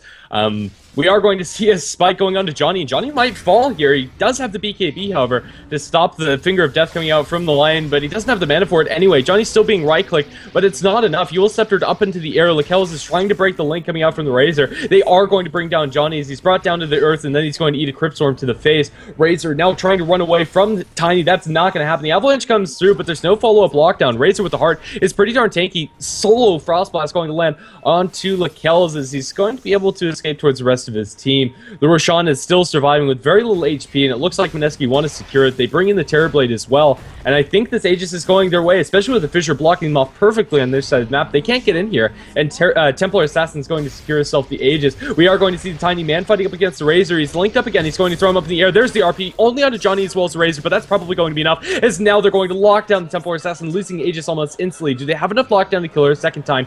I think they do. She's going to blink away towards the left side. They are going to blink after a Widnaki, but he has no mana. Yule Scepter on the Death Prophet. I think that's going to secure retreat of the Templar Assassin, minusing a creep for good measure as he runs back towards his side of the map. I actually don't know who ultimately came out ahead. I want to say Mineski because they did take down the Roshan, though they did lose a couple of heroes on the retreat. That fight just lasted so damn long that, yeah, I don't really know the ultimate score of that, but we're going to take a look at the charts once they do update. But it is Roshan being claimed by Mineski after a very long, drawn-out fight. The fissure from the Earthshaker, that was just beautiful. I mean, you blocked off the entire ramp. MiTH, they can technically still engage after that. They have the blinks and 4 staffs necessary, but that's going to be committing a whole bunch of heroes, whereas they would be without support. And now they're going to find Fu. There's the Hex.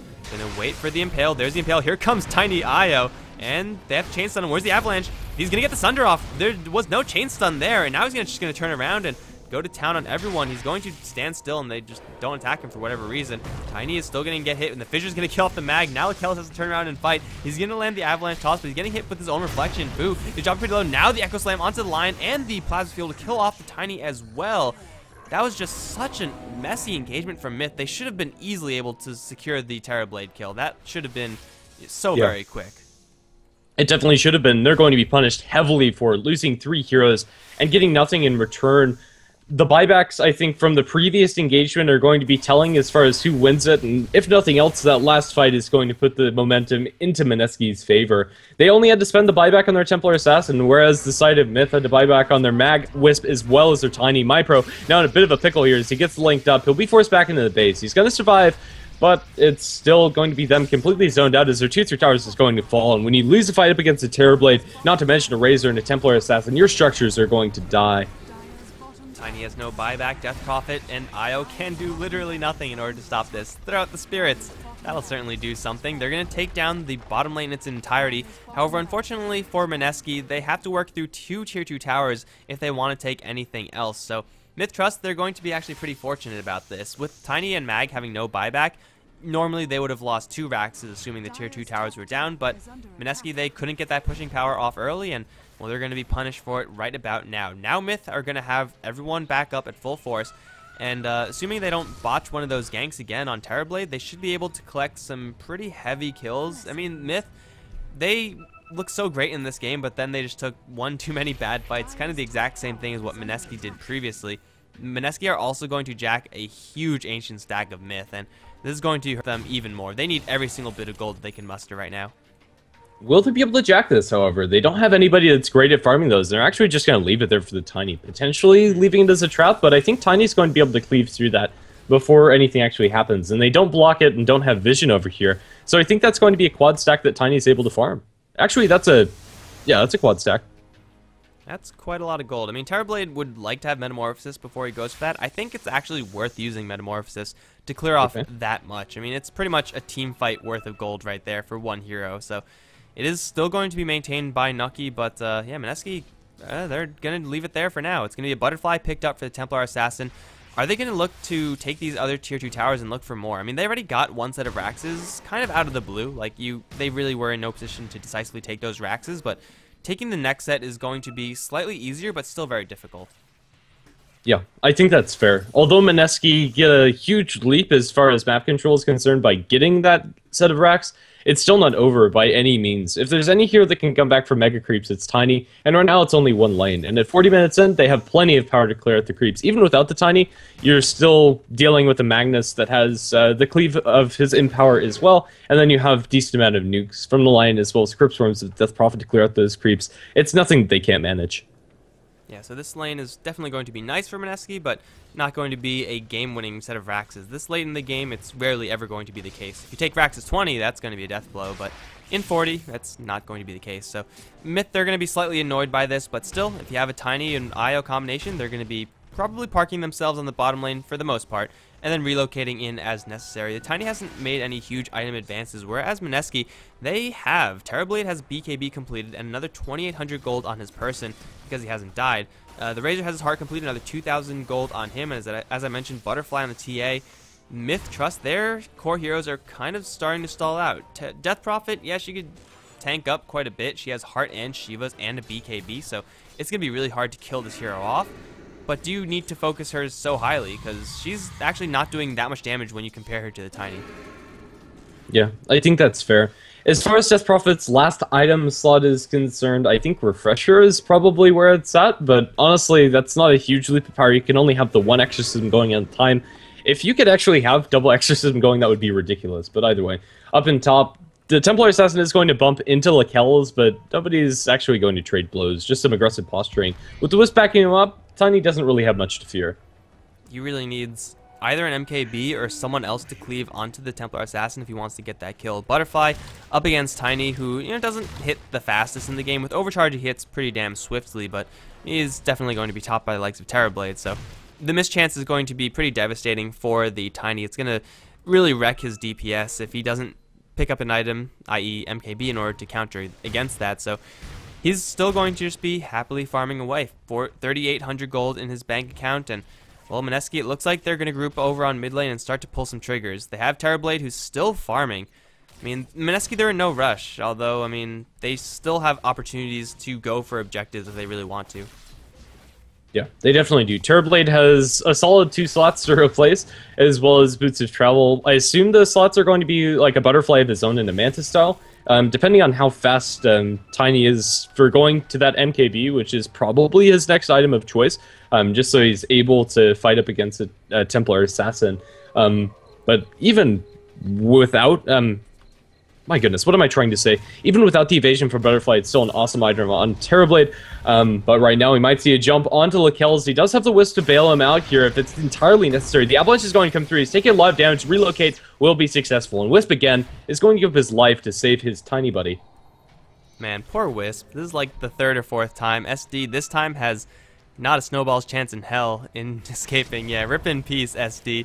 He's going to try to make a break for it, but he will actually last for a lot longer than I thought. Like, I thought he would just instantly die, but he actually made it, you know, like 300 distance before he went down. So, well done, Wisp. Maybe next time you're going to make it 600 distance, and then eventually you're going to make it all the way back to base safely. But for right now, he's going to be going down.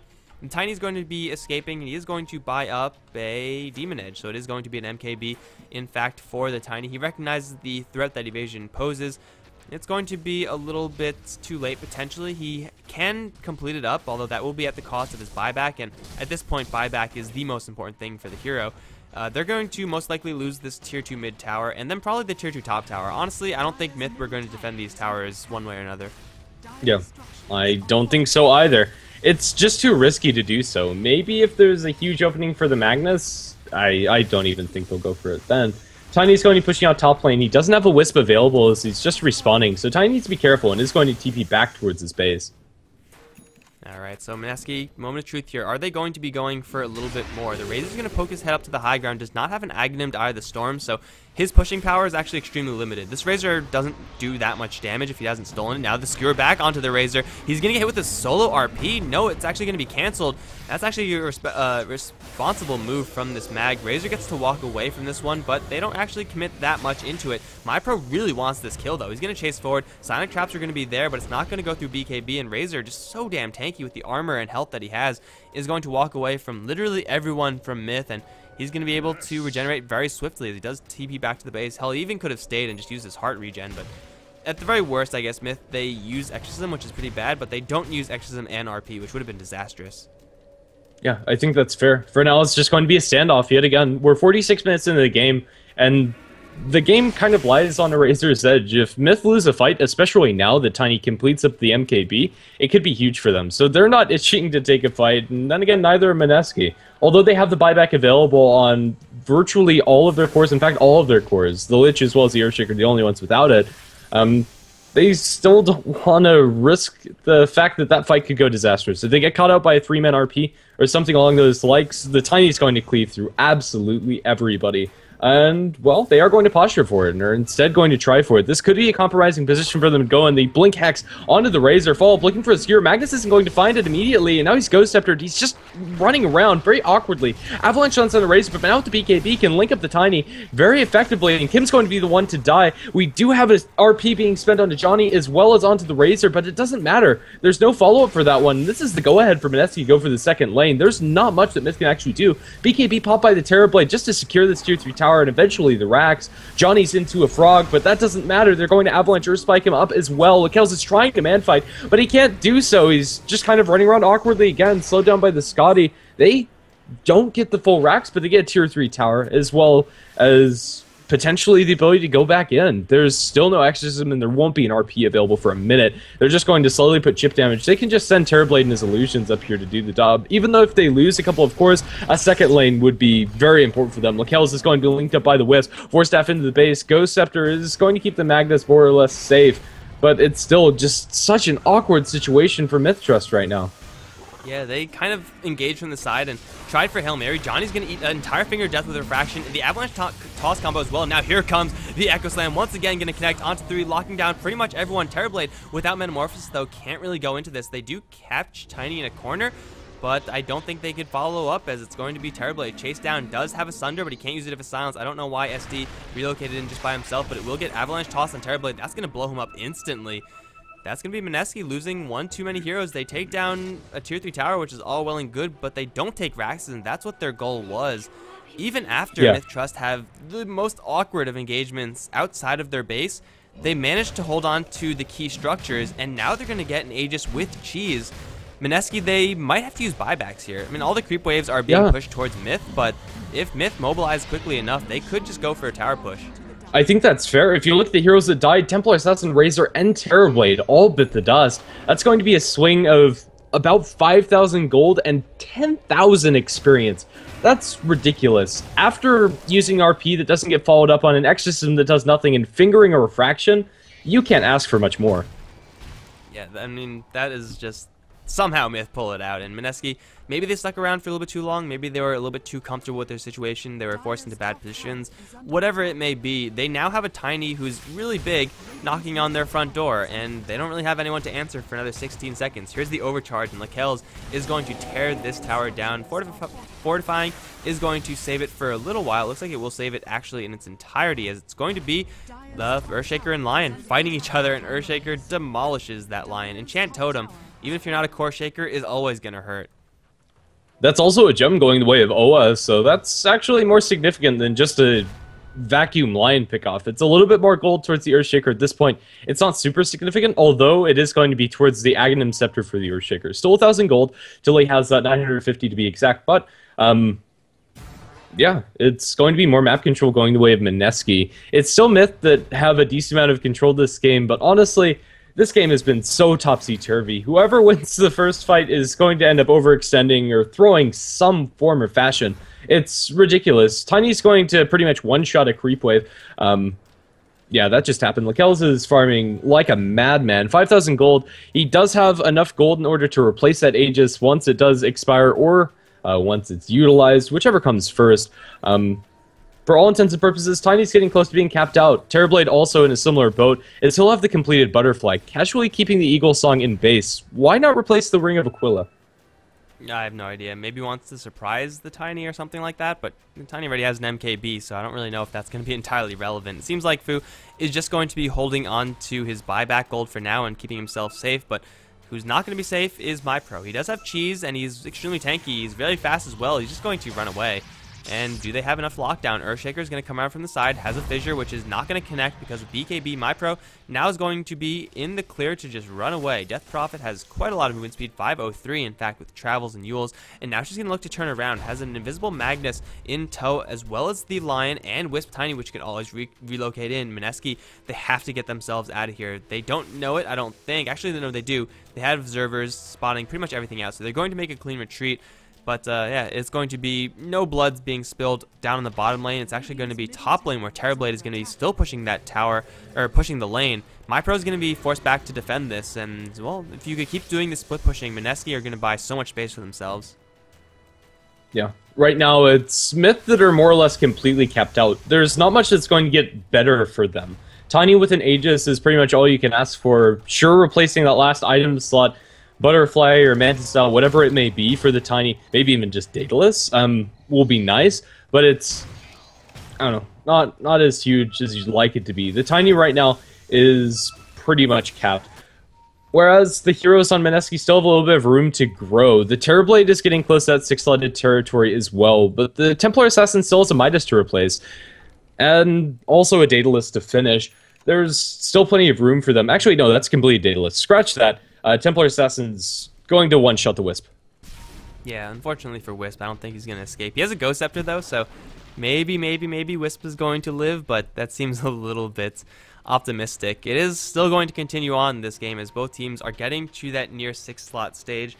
And we talked about this before. If Mineski do want to take this late with the Terrorblade, and they will be able to take some pretty decent fights. IO Tiny, as devastating as it is really reliant on actually being able to stick on and kill the enemies. So Lekels and SD, they're going to be able to do a lot of damage, provided the mag is going to land in RP. And so far, the RPs have been pretty much hit and miss. I mean, some of them have been really good, some of them have been just absolutely god-awful, but they're going to need a lot more hits in this game. The Terrorblade is pretty much just going to backdoor a couple of ranged Raxes over in the middle lane, and he's just running around without any sort of answer from the MiTH Trust side. Fu is going to be such a pain in the ass. And he will continue to be so. I'm not sure there's really anything they're going to be able to do directly to stop this Terrorblade from split pushing. The illusions are going to come, and Terrorblade at this point, I'm not sure if you still go for Mantis style. I think it's the right choice. Just offering more split pushing power as well as pressure in the team fights. Those illusions dish. Oh, they are going to find Fu, and now he's going to be Earth Spike down. They bring in the Tiny as well as the Wisp. He's probably going to get up to the Thunder. He's trying for it. He will. Now turning on the Lakels. Lakels needs to run. He is going to be healed up by the double heal from the Mechanism, excuse me, from the IO. Fu's still man fighting for all he's worth. Probably going to die, but he takes the Tiny with him, and now they're looking for more. As MyPro's stunned up, they're going to get in the Enchant Totem. That's going to be a triple Earth Spike, but it doesn't matter. 2-for-1 trade, and they're taking 2 cores with them. Now it's Mineski's turn to potentially force out some buybacks. So now I think I finally realize why they're having so much trouble killing off the Terrorblade is because Lion, he's getting all of his spells off just fine, except for the Finger of Death, which he's running out of mana for. If he had that, Terrorblade would have been in a body bag, and that would have been an easy cut and dry kill, but instead he gets the Sunder off and turns things around. Now the Echo Slam onto the Earthshaker. From the Earthshaker, goodbye Mag. He didn't stand a chance there, forcing the buyback from the Death Prophet as mid lane is being pushed. Is Terrorblade going to travel towards this lane? It looks like they're going to fight this 4v3. They're instantly going to take out the range backs. Now buyback from the Tiny as well, so it's a 4v4 fight, and it's probably not a fight that Mineski really want to take. Here comes Lakels onto the front lines, but he doesn't have that sticking power. He needs the Mag to land up in RP, and Mag is unfortunately not alive, so it's range Vax is taken from Mineski. They have their Terrorblade, who's going to be very slowly respawning, but he doesn't have to use a buyback or anything like that, so it's a pretty nice series of wins for Mineski. First of all, they take a nice trade, then they force buybacks out of Myth. Tiny. He is sitting on quite a large sum of gold. It's going to be a butterfly for him. I like the choice. Nobody on the side of Mineski is considering an MKB at this point. It's going to be very useful at stopping their damage. Still mainly physical. Right clicks from the Templar Assassin, right clicks from the Terrorblade and his illusions, as well as the Eye of the Storm. Although it's not going to be dodged by the evasion, it's still going to be bolstered by the armor of Lakels, which is currently through the roof at 31, 65% physical damage resist with over 3k HP. Lakels is going to be tanking like a boss. I'm still missing the Vladimir's offering.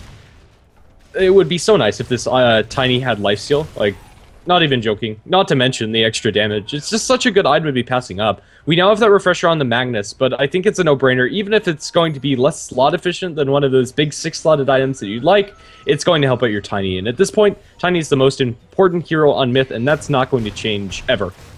Yeah, and Vlad's is just such an easy item to build up. SD should be building that. Someone on Myth should be building that, because Lakels, he got sundered, and he was still able to fist fight with the Terrorblade, you know, pretty decently. He ended up losing for sure, but that was because he got sundered by a Terrorblade. If he had lifesteal there, I don't think he would have lost. I think he would have very easily cleaned up the Terrorblade, and at the same time would have gained quite a lot of HP in the process. So a Vlad's would be huge for Myth, as if anyone can get that, that'll be amazing. I don't think there's a Vlad's on Mineski either.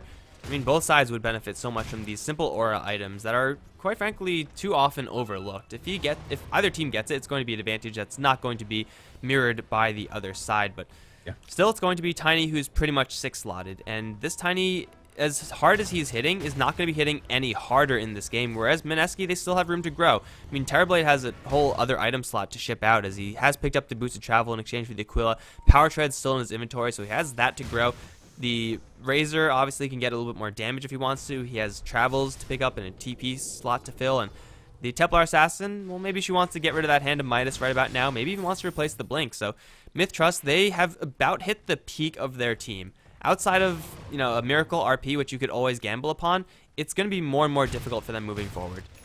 Yeah, I'll touch on the Vladimirs a little bit on the side of Mineski. Despite not benefiting very heavily from lifesteal, Terrorblade, when he's not in Metamorphosis, well, the damage in the armor is still worth it. Refresher's the choice coming out from Myth as far as their Death Prophet 6th slot.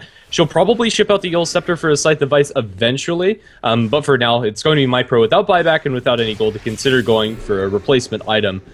Death Prophet right now is completely capped. Double BKB as well as double Shivas and double Exorcism is really solid inside the team fight as long as you're able to stay alive throughout all of that. The double BKB is going to help you do so, but right now it's not the magical damage. It's really hurting Myth. It's the physical coming out from all of the other sources. Right now, I think another item that would be wonderful to purchase up on one of your supports would be Heaven's Halberd. Despite having BKB on both the Terrorblade and the Templar Assassin, they're all down to 5 seconds. And if you can stop them from right-clicking after that 5 seconds, it could be huge. Yeah, even getting it on someone like Mag is going to be, you know, it's actually a pretty standard item on Mag, as an extension item, of course. Like, after you get all this mobility, you're going to want to tank up, as once you're hitting the RPs, you don't really have anything else to do, so you might as well do something. Having Disarm is going to be a huge tool, and I expect Mag to be the one to pick that up for Myth. Even Mineski, I don't really think they have great Heaven's Halberd carriers, I mean, Razor's fine. Maybe the Earthshaker if he's feeling particularly wealthy, but if you shut down the Tiny with Disarm, then he's completely screwed. They are going to jack the Roshan very quickly, Mineski, as Johnny is pretty much going to do that one solo. That's going to be Aegis for himself, most likely Cheese for the Razor. No, it's going to be the other way around, in fact. So it is still Aegis Cheese going the way of Mineski. I believe this is actually the first Aegis, or the first Roshan that they've actually taken down, so... Or, no, the second. And no, they're going to lose Nucky in the meantime. Terrorblade going to find a solo kill using his 8-second BKB charge and then interrupts his TP. He's just going to split push. It looks like Mineski are going to go for the jugular right now. I don't know. That's still worth it for the line if he had buyback, as he forced out a long BKB charge from Terrorblade as well as Metamorphosis, which in and of itself is a pretty long cooldown that they won't have for the fight. But then again, now you're going 4v5. And even though it's a support pickoff, it's still a support that you're not going to have. The Earth Spikes have been pretty on point coming out from the line. It's been able to connect on multiple units throughout the fight, and that's crucial to keep the Tiny right-clicking. Razor's going to show his face up on the high ground. It's not very comfortable for him, but he does have an Aegis. He is going to get stunned by the Craggy as well, but Lakel's is not going to be able to do much about this, and Razor is just going to go for the melee barracks. In the meantime, the rest of the team from Mineski is going to go for the top lane, so it looks like they're going to be getting pretty much wins everywhere as MiTH. They are actually scrambling on making any sort of defense right now. Razor just sitting in the middle of the enemy base, doesn't have a care in the world. Blink forward for a one-man RP. He does have another RP available, but can they even kill off this Razor? He has a mech, and he's still going to survive through all of this. Vu is also in the area, and he's just walking through everything. Now he's going to sunder the Razor, bring him back up to full HP. I don't really know why Terrorblade did that. It seems like a terrible plan, but I don't know. He's going to buy back, instantly teleport into this, but Lakel's and another RP is going to land onto two. The cleave damage is going to be huge. Echo Slam onto everyone, though. And MiTH, well, they're still going to survive. Buyback from everyone. Lakel's now still in the middle of everything, still beating down on everyone. He's now forced to run away, but here comes the overcharge and the healing from the Wisp. Lakel's might actually survive this. It's going to be very narrow, but it looks like he will make it out alive. And now MyPro's back with a refreshed Exorcism. He's going to go straight to town onto this Razor. Still taking quite a bit of damage, but the Raxes are in trouble. MiTH Trust have lost focus at what's important. It's not the heroes, it's your objectives. They're now facing up against Mega Creeps. Toss forward for MyPro. Straight onto the Earthshaker. Will get that kill, dropping an unstoppable streak there. But now MiTH are facing up against Megas. Even though they do have Tiny Wisps, heroes that can potentially defend against Megas, they're just going to get swallowed in these Megas unless they make a desperation push. I think it should be everyone going down the mid lane right now as one final hurrah for MiTH. Yeah, I think that's pretty much the only move. Mineski can sit back and chill. They have a buyback on the Earthshaker if they really need it. But then again, Earthshaker is going to have Echo Slam immediately after he naturally respawns. So that's probably the biggest time where he's going to be coming back. Anyway, Terrorblade now officially 6-slotted. This game is a lot easier for Mineski. It's still doable. MiTH, they need the perfect RP, though, and they don't have one for 30 seconds, let alone two, which won't be up for another 100. It's Divine Rapier time for the Tiny. It's definitely warranted. What did he actually ship out for that? I'm not actually sure. What did he have? BKB. Okay, that makes sense. Yeah. It's only a 5-second BKB, and at this point in the game, that's definitely worthwhile trade. They still need a Vlad's, though. Please, sell the mech and the Ghost Scepter and buy it for the IO. It's worth it at this point.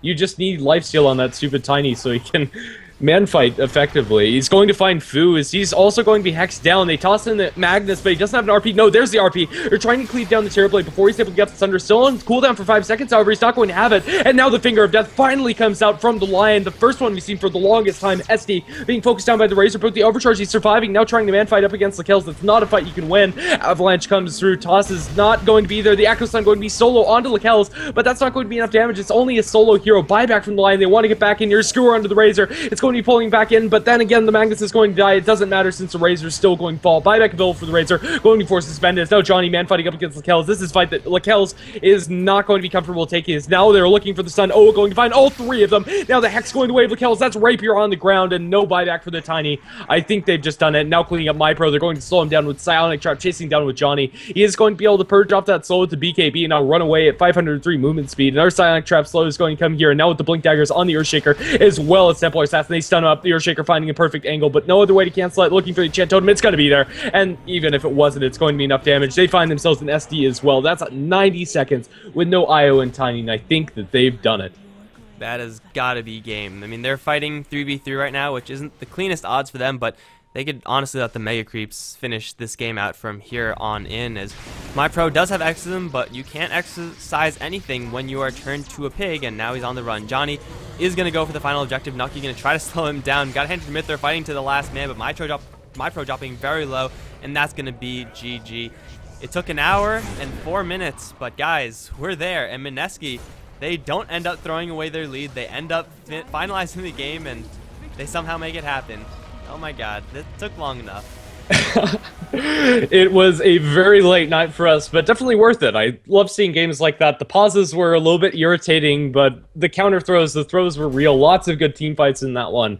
As far as us here on HeflaTV, if you like the casting, you can follow us on Twitter and Facebook at HeflaTV, as well as here on our Twitch channels, HeflaTV 1, 2, and HeflaMoker, where you can find English coverage.